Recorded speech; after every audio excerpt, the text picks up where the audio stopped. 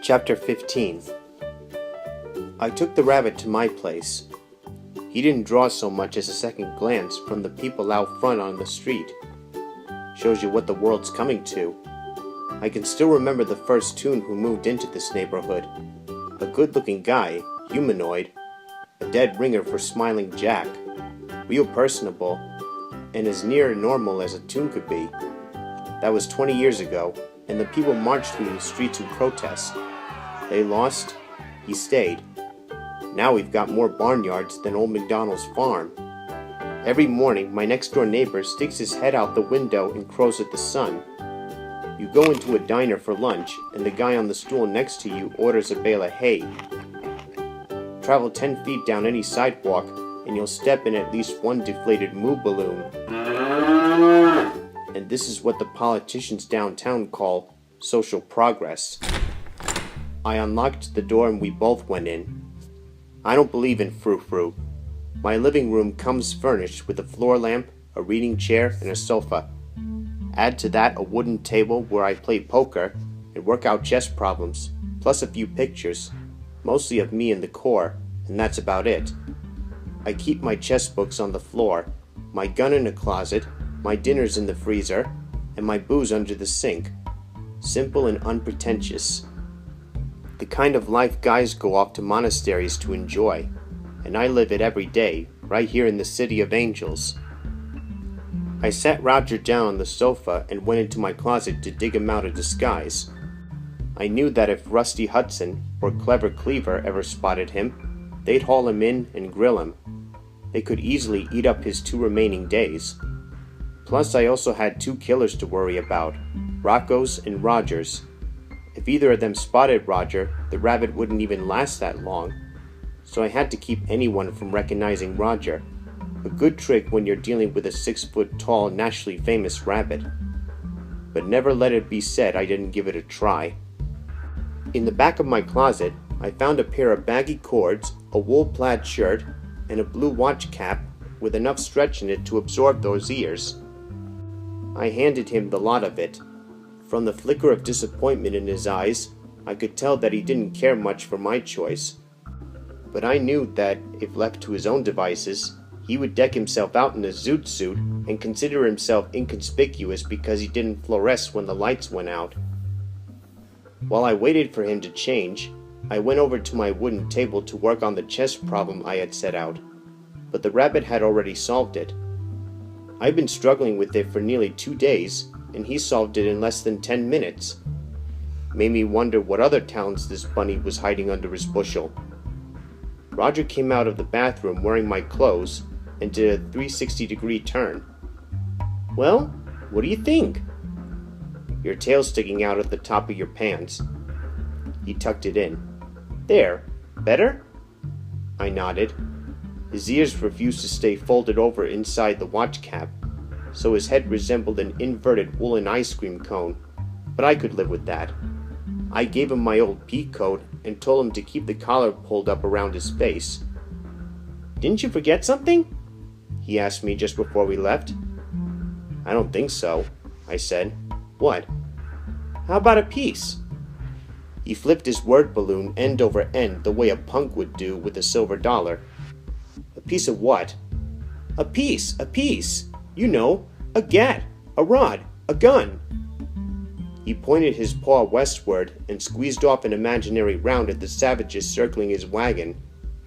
"I thought you said you never owned or shot a gun before." "True." He fired again and grinned as another phantom engine bit the dust. "Then what do you want with one now?" "It seems only appropriate.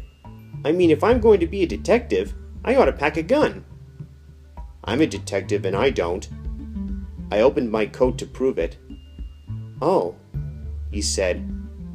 I don't know what he needed a gun for. His balloon came out so heavily laden with disappointment he could have sapped Godzilla with it. We went downstairs, got into my car, and I drove us to Roger's house.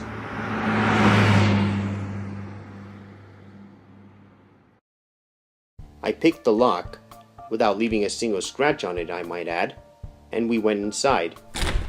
Roger immediately rushed to turn off the alarm, but he needn't have bothered. Cleaver's experts had deactivated so the cops could come and go freely. Remember, I reminded Roger, we're looking for anything out of the ordinary, anything which I or the cops might have overlooked, but which might be significant to you. Clear? You bet, said the rabbit. Where he got it, I'll never know, but he pulled a magnifying glass out of my peacoat pocket and walked into the living room with me close behind. You didn't need any magnifying glass to see what had happened here, though. I hardly recognized the place. Every sofa and chair cushion had been sliced open. The paintings had been pulled off the walls. Every drawer in every table had been dumped in the middle of the carpet. We went through the rest of the house and found it in the same state of disarray. We ended up in Roger's bedroom. The police aren't too neat when it comes to searching a place, are they? Roger said. He picked up some underwear off the floor and put it into a drawer. But the bottom had been kicked out, and his skivvies fell straight through. No cop did this, I said. Who then? Roger asked. And why? We answer those questions, and we crack this case. Maybe, maybe not, countered Roger. Maybe with the alarm off, some common crook broke in and robbed the place. I have had a few break-in attempts lately, forced windows mostly, but the alarm went off each time and frightened the burglar away. Maybe this time one of them made it. No. I poked through the scattered contents of Roger's jewelry box. He didn't have much, but what he did have would fence for $50 or $60 minimum. No thief would leave that behind. No. Somebody was looking for something very specific. You have anything hidden in this house? Anything you haven't told me about? The rabbit hopped to and fro, picking his stuff up off the floor. He got an armload before he figured out that, with all the drawers all smashed, he had no place to put it. So he stacked it as neatly as he could along one wall. There was nothing here, said the rabbit. Nothing hidden. Nothing anyone could possibly want. What about your contract with the DeGreases? Where do you keep that? At the bank, in my safety deposit box. How about your marriage license for you and Jessica? Same place. Stocks? Bonds? I don't have any. Money? It's in a sock, under my mattress. It would have simplified matters if it had been gone, but no such luck. The mattress and box springs were ripped to shreds, but the sock, money included, was still there. What do you suppose they could possibly have wanted? Said Roger. Tell you what, I said. Let's go through the house room by room. Try and reconstruct in your memory what each room contained. See if anything's missing. We started there in his bedroom and finished up in the kitchen. Anything? I asked. Nothing of any importance, reported Roger. Only my tea kettle. Your what? My tea kettle. I had been thinking more in terms of the sterling silver or maybe a painting. I might have known better where tunes are concerned. Was it an antique? Did it have any value? None that I know of. Where did you get it? Roger showed me what had to be a real oddity, a rabbit wearing a sheepish expression. Off a movie set. It was the tea kettle used in the tea party scene from last year's remake of Alice in Wonderland. I had a bit part in the picture. On a whim, I sneaked the tea kettle off the set as a souvenir after the movie wrapped. But it was only an ordinary cheap tea kettle, similar to any number of others from the Five and Dime. Is that where it came from, this tea kettle? A Five and Dime? No, not this one. From what I remember, the studio prop man bought it for 50 cents in a local junk shop. What was it made of? I don't know. Iron, I suppose. It had a gray lacquer coating and was very heavy. It must have weighed in about 2 pounds. Boy, did it ever brew great tea.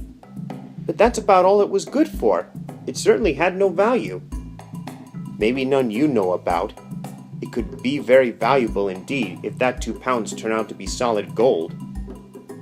2 pounds of solid gold, said the rabbit. For my life. He hefted his 2 quart balloons, one in each paw, but it wasn't even a close contest. The one with his life in it outweighed the other by more than a half. He faced me head on, stood up ramrod straight, and said, Show me, would you please? The scene of the crime. I pointed through the kitchen door to the staircase. You were standing there. Whoever shot you was here in the kitchen. You can see the hole in the wall where the bullet hit. You muttered your last words and fell forward across them onto the banister. That's where I found you. I see, said Roger. He climbed the stairway and stuck a finger into the bullet hole. Then he took a look at the banister. I noticed some dark brown stains at the banister's base. Dry blood. Roger's blood. I did my best to spare him the sight of it. Hey, I said, distracting him. We're finished here. Let's get out. Roger nodded, but kept staring at the banister. Look, I said. If we want to get this case wrapped up, we've got to keep cracking. I've got some important stuff for you to do. Important detective stuff. Roger's head snapped in my direction. You do? What? I want you to go to the public library and search through books on film history until you find a photo of the Tea Party scene from that Alice in Wonderland movie you were in. I want a photo that clearly shows the tea kettle, and something else too. I opened my notebook and tore out a slip of paper. Here's the serial number of the 38 they found in your nightstand. Go down to City Hall and check the gun registration records. Determine who owns that gun. While you do that, I'm going to pay a call on Dominic DeGreasy. When you finish, go back to my place. We'll meet there and compare notes. Right, Chief, said Roger. He walked down the stairs and out the door. With what I thought showed real class, he never looked back.